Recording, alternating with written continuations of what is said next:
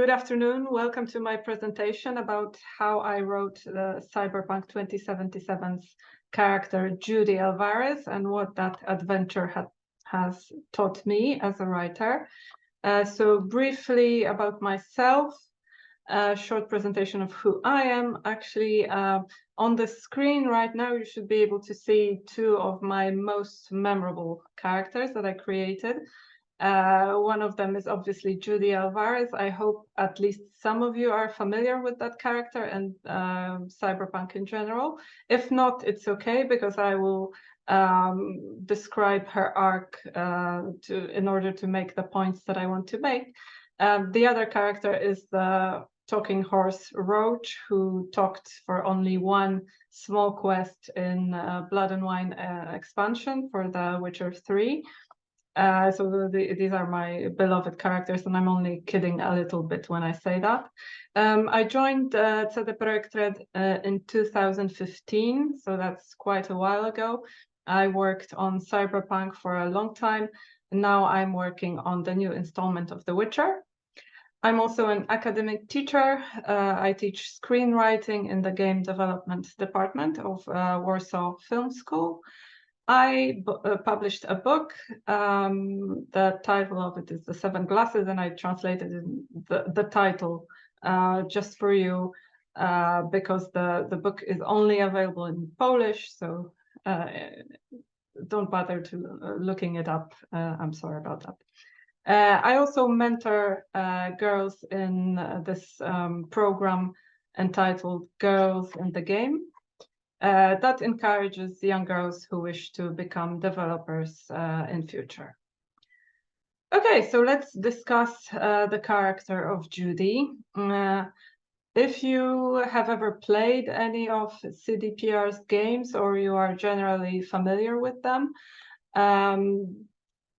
basically it's safe to say that our games are story-driven. Like, story is the most important component of the game, each game that we make. But to be more precise, actually, they are more character-driven, or I would even say that they are NPC-driven. So what makes our games stand out is the non-playable characters, because this is what NPC means. It's a character that appears in the game, but you as a player have no possibility of controlling that character. But it doesn't mean that you don't influence them, because you do. You influence them to a great extent by all the choices that you make in the game. And again, Judy is a very good example of a character that can be influenced greatly by whatever decision you make in the game as a player. So why do we say that NPCs are so important when creating story or dialogues for games? Well, the problem with playable characters is that they have a lot of limitations. If you have a character that is customizable, like the main character in Cyberpunk, V, it means that the more control you give to the player over a character, the less control you have as a creator. Because when you have a character that can be of either gender, any identity, they can look however the player would like them to look, they have a background that the player has selected for them. All of that is awesome. But it means that as a creator, you don't have a clear image of that character, and it's very difficult to develop a story of a character that is so undefined.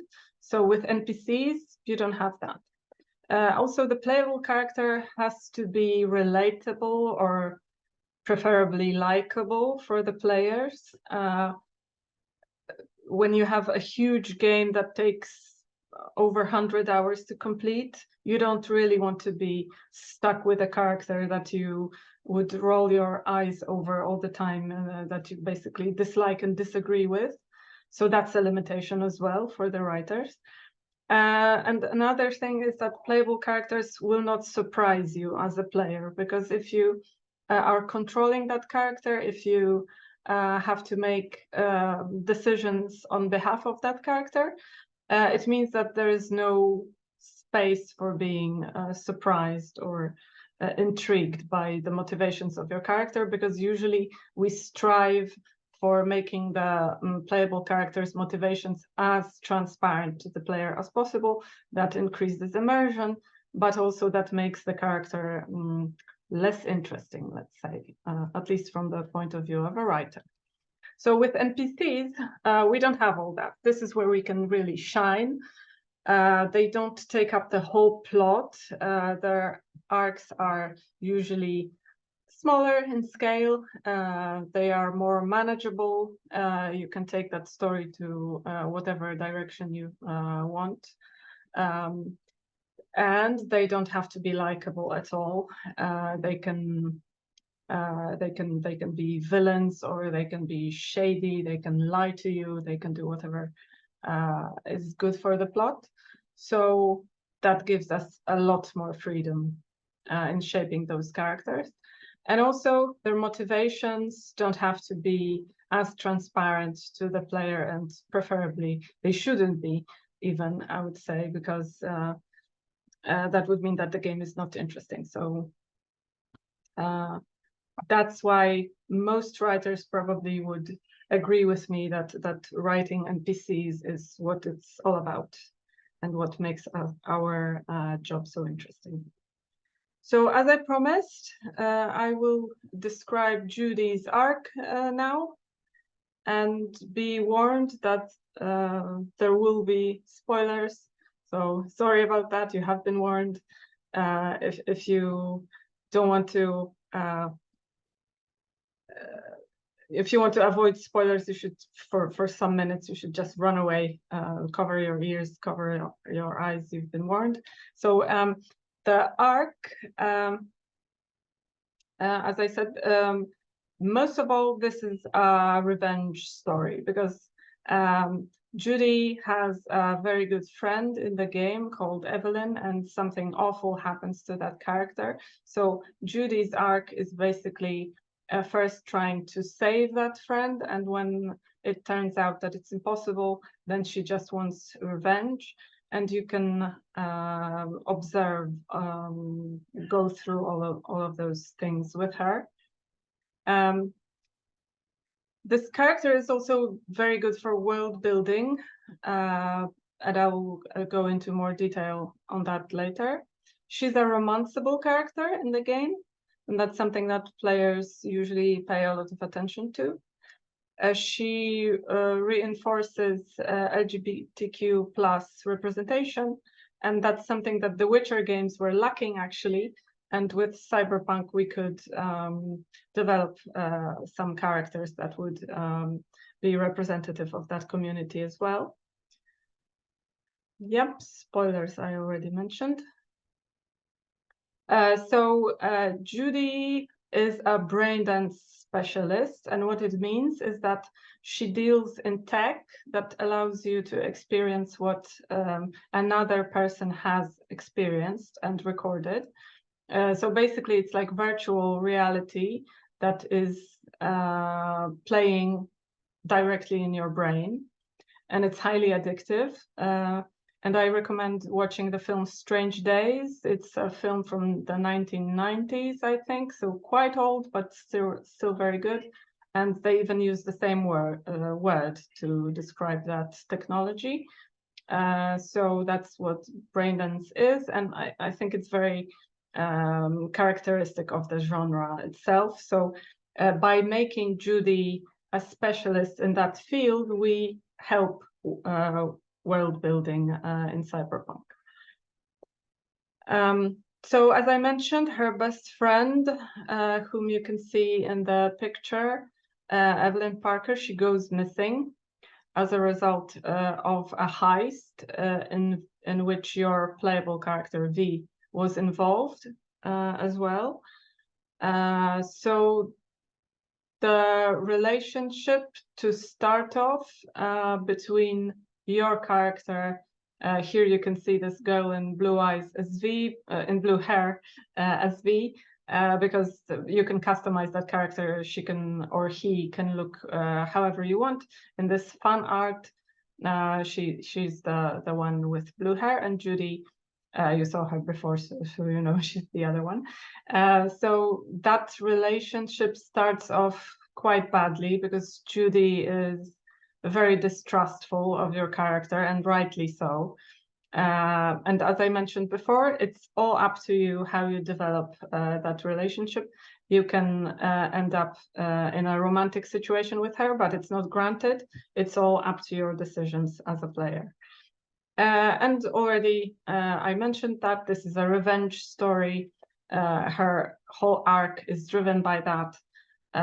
You can help her take revenge over those that she thinks are responsible for what happened to Evelyn. And if you do, you can witness her process of learning that revenge is actually not really the answer. Because if you do that, it really changes nothing. Because what happened to Evelyn is a horrible thing, and if you kill the people responsible for that, it won't bring her back. It won't turn back time. So this is what this may seem obvious, but if you go through that story together with Judy, I think it's quite touching. At least I hope it is. So what happened to Evelyn is a very noir story. It's cyberpunk in a nutshell.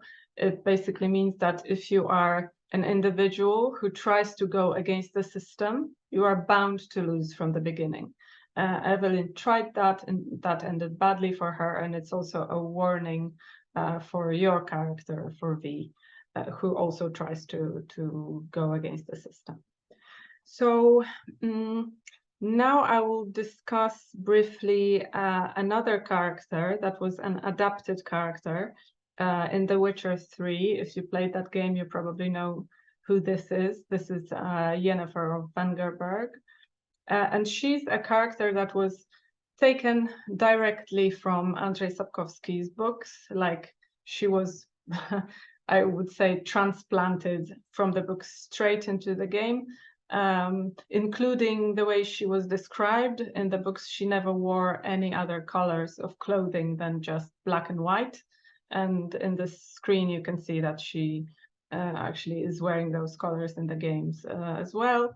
Her looks are exactly like Sapkowski described. This is a very well-established character in the books, one of the most important ones throughout the whole longish saga of Geralt. And fans of the books would probably know that she is Geralt's the one, the woman that he actually loves and who is the most important for him. So generally, fans of the books are tend to be Team Yennefer. Because if you played any of the Witcher games, you probably know that there's another woman important to Geralt in the games, and it's another sorceress, Triss. But in the books, it was always Yennefer, who wasn't introduced in the games until The Witcher 3. So the last up-to-date, the last installment of The Witcher introduced that character. She's a very strong-minded woman. She may appear even cold and calculating at times. So she's very much unlike Triss, who is very bubbly and nice and funny. Yeah, and probably that's why she was chosen as Geralt's companion for the games, because the creators of those first two games probably liked her more from the books. So what that allowed us to do when we had this character be so very much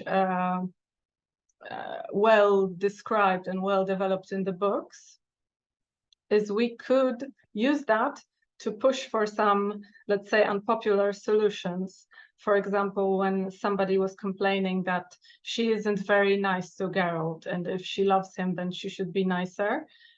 We could always say, well, but that's how she is in the books, so what do you want? We can't change her character because this was written. So, you know, and of course, I'm laughing a bit because as writers, we generally liked the fact that she's so cold on the outside, and you could create tension in scenes very easily with this kind of character. So we sort of used the books as an excuse to write her the way that we wanted.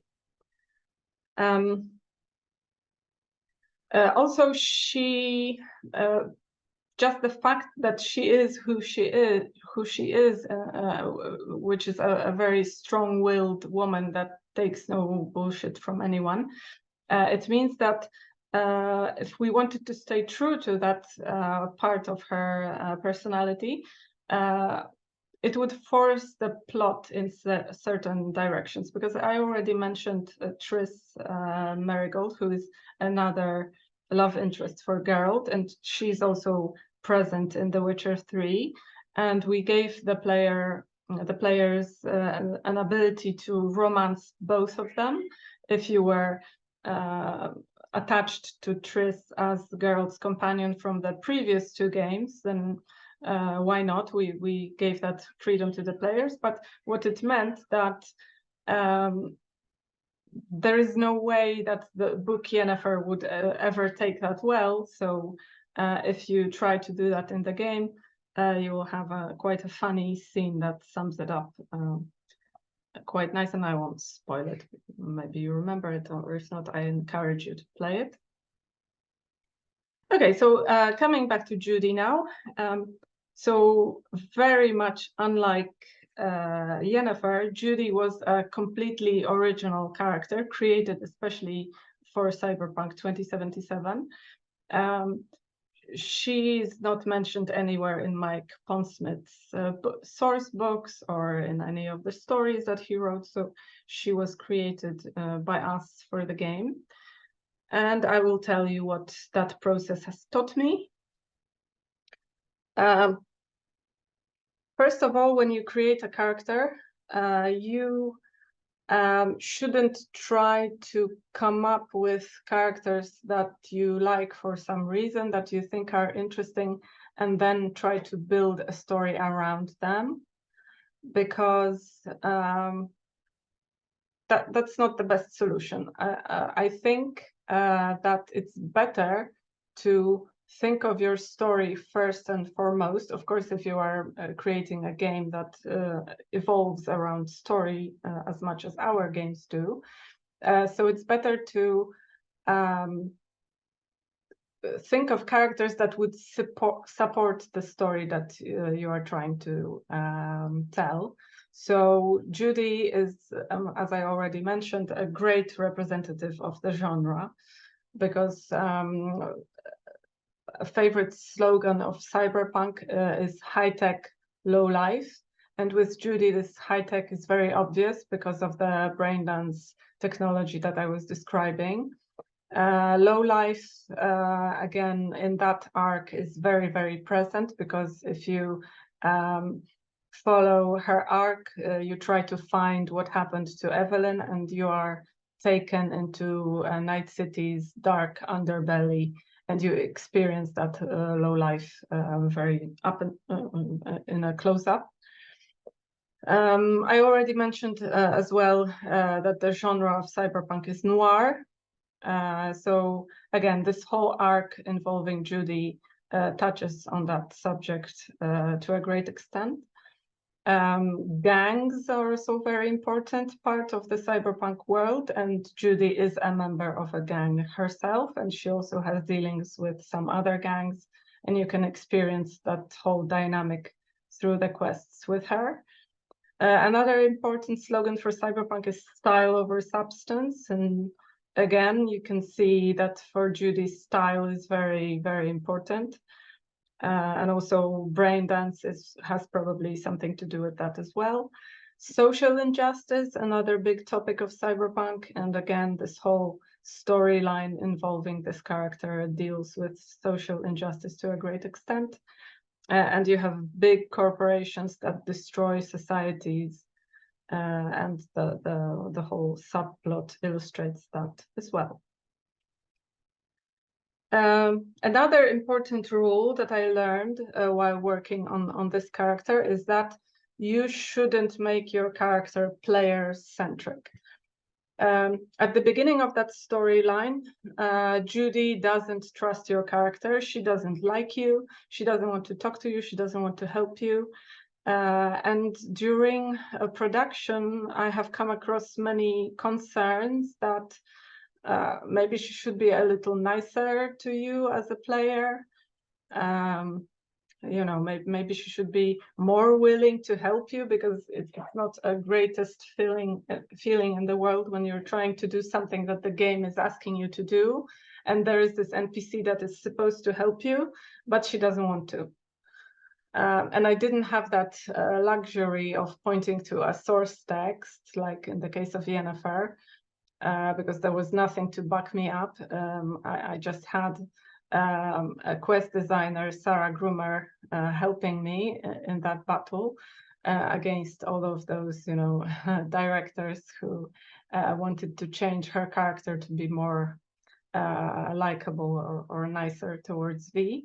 But I think it's good that I managed to do it the way I planned, because first of all, if she doesn't start off as being very nice and helpful to V, then she feels much more real. You feel that she has her own agendas, her opinions, and she feels like a real character instead of just an NPC in the game. And also, if you manage to gain her trust gradually, it feels earned. It feels like you actually accomplished something, and it feels much nicer to know that, okay, now she wants to actually help me. Now she even likes me because I gained her trust and I earned that.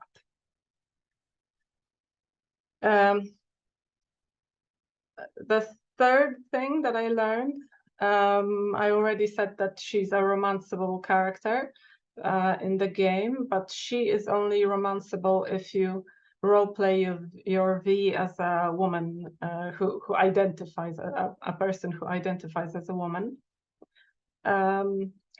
So generally, I don't think that you, same as with the player-centric characters, you also shouldn't make your characters player sexual. And what I mean by that is you shouldn't have characters who would always fancy your playable character, no matter what they look like, or no matter how they identify or what sexuality they have, because again, this is something that feels very gamey. So generally, when we decided that V should be very, very customizable, everybody was happy with that, because with Geralt, you could only change his haircut and what clothes he's wearing and nothing else. So we were very excited about that, and I think that it's great to give player a lot of freedom. But it created this question around romanceable characters.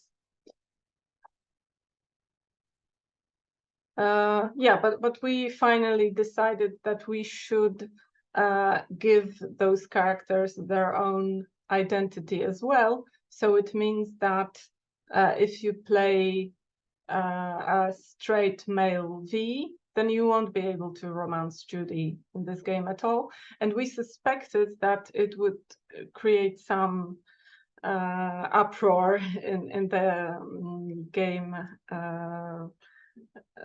among the gamers, and we were right. We did suspect that it would be the case when we shared some of the promotional materials with Judy, involving Judy before the launch. We knew that the players really, really like her, and we suspected that if they learn that some of them at least will not be able to have that romance option with her, they wouldn't like that.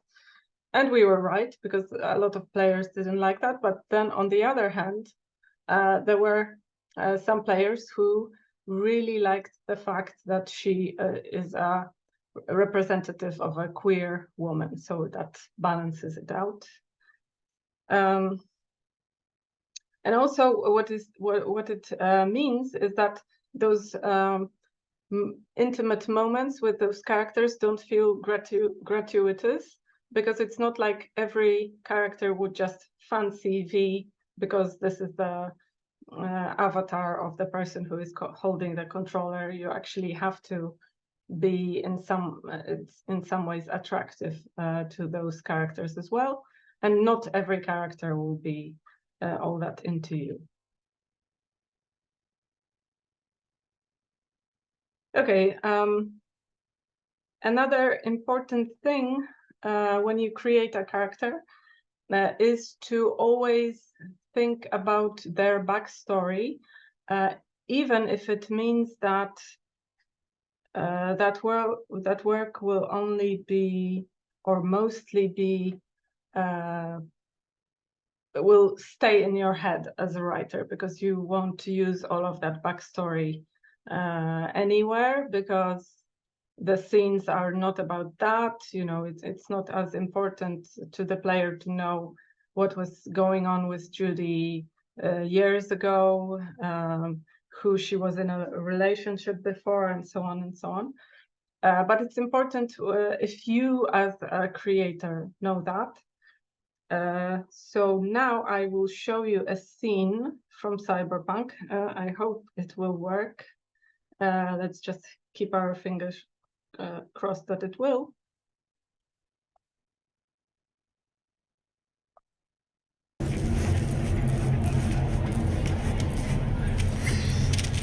Hey, V. Thanks for showing. Talking with Maiko is like a game of 3D chess. Don't let her derail you. I'm ready. Let's go.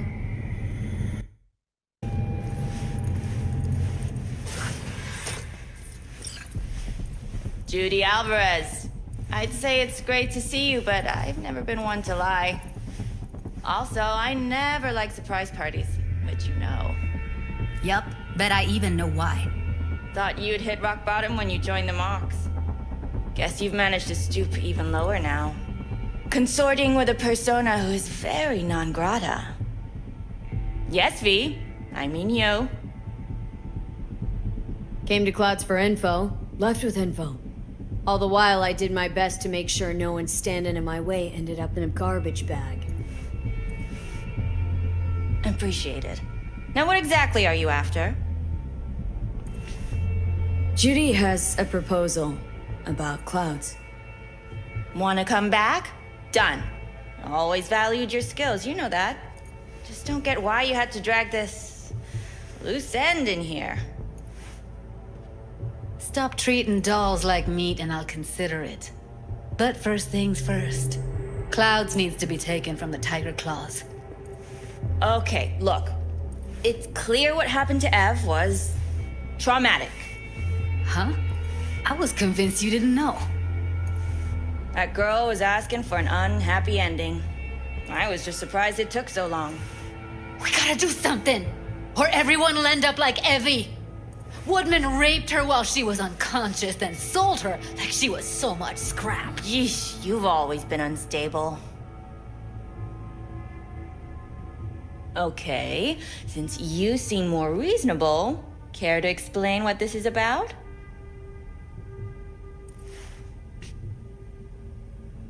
This is a waste of our time. Come on, we'll get by without her. Jude, be sure to give me a call once you're done mourning and want to get back to reality. And so you don't think I'm brushing you off completely, Forrest will be on the maintenance level in a couple minutes. Alone. You picked the wrong side, Maiko. I'll be the judge of that.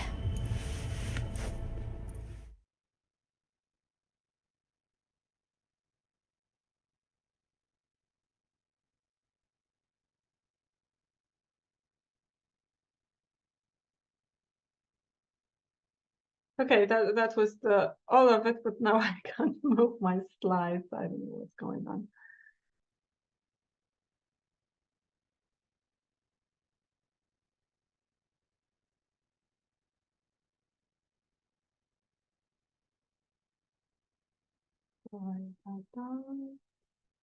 Okay, can you see the next one now? Yeah, just to let you know, Okay. we've got about 10 minutes left. So if we could wrap it up in 5, then we've got time for a Sure. couple Yeah, of questions. yeah. Cool. Okay, so this character that you just saw, she was not a fan favorite, actually.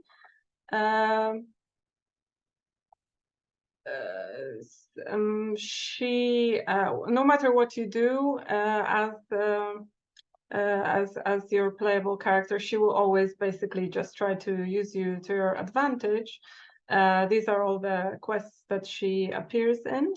Well, this is the backstory that I was mentioning. Basically, if you only know this character from the scenes in her quest line, you will think that she's a repulsive character and nothing more. But because we are in a medium that is a role-playing game where your character or you as a player can do a lot more than in any other medium. You have a lot more freedom to discover additional information than just by listening to dialogues. You can walk around, you can find interesting stuff to read on people's computers, like in this case. And of course, I'm not asking you to read all of that now, that would be silly, but this is one of the emails that is shared between Michael and Judy. And the most important bit of information that you can read as a player, that you can find out as a player if you read this email, is that she agrees to help you, even though the scene that you just witnessed may suggest otherwise, but she actually does agree. And her one condition is that Judy will not take part of it because it's dangerous, and she wants to be sure that Judy will stay safe. Because that whole backstory is that they used to be together at some point, and Maiko, even though she is this a very ambitious character who, you know, treads over dead bodies of her enemies, and this is how she rolls. But actually, deep down inside, she cares for Judy. And when I was writing that, I was hoping that, you know, maybe someone someday will discover it,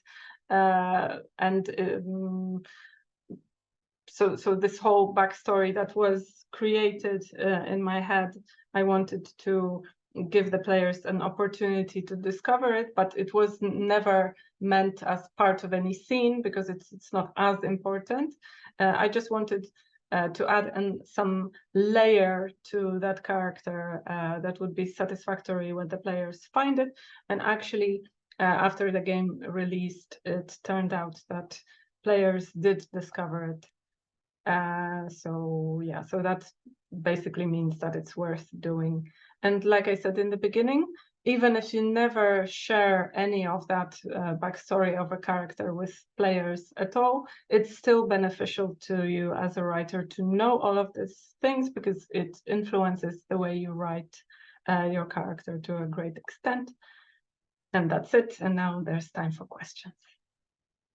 Excellent, thank you. That's really, really interesting. I mean, I having played Witcher and most of Cyberpunk, it's really fascinating to understand how you're writing that stuff. And I think for me, I'm not like a writer. I do write, but it was really fascinating to hear you talking about how great it is to write for NPCs, because I never really would have thought that, and that's where the magic is happening. Is really, really interesting to sort of get that idea of reflection, or that you know, your player actions aren't the story, it's kind of what's happening around you in a way. That's brilliant. I mean, what do you think? I mean, obviously that point is really interesting, but what can you not do with an NPC that sometimes you might want to? Is there anything that you sometimes there is a frustration, or is it is it always great, or is there things that you miss?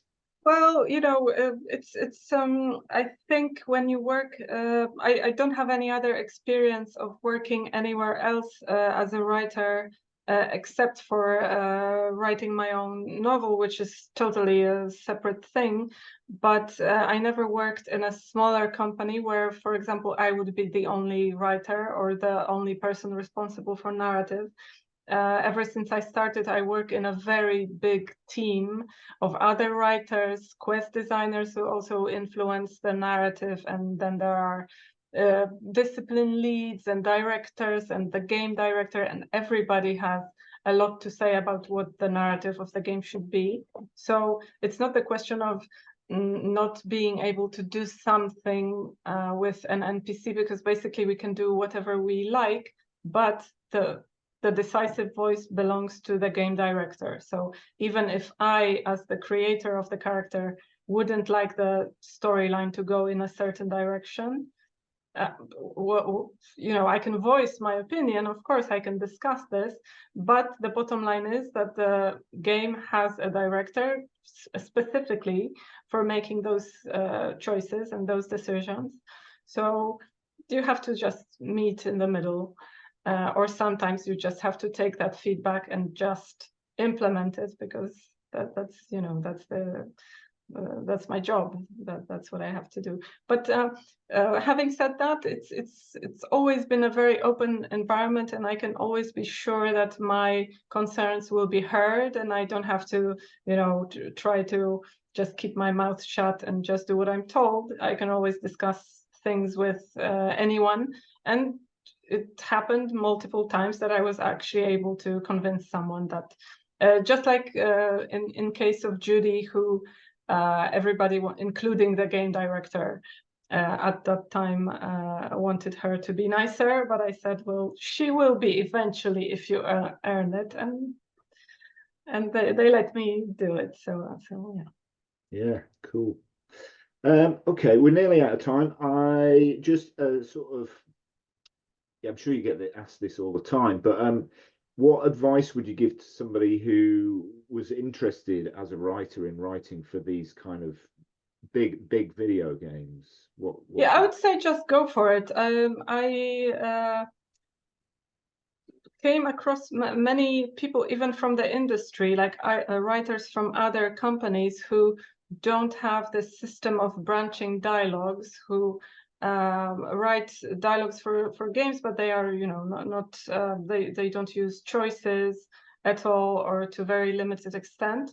And they told me that, oh, this is so overwhelming. How do you guys do that? This must be so difficult. I would never be able to do that. I can't even wrap my head around it. Because yeah, it is true that we use all those branching graphs, and it may seem overwhelming at the start, but actually it's not. It's really simple. We have all those tools that help us do it. So bottom line is, if you are able to create a convincing character, and if you know how to write dialogue, or at least you are willing to learn, just do it. Just try to get your dream job, and it's not that difficult. Anyone can learn it.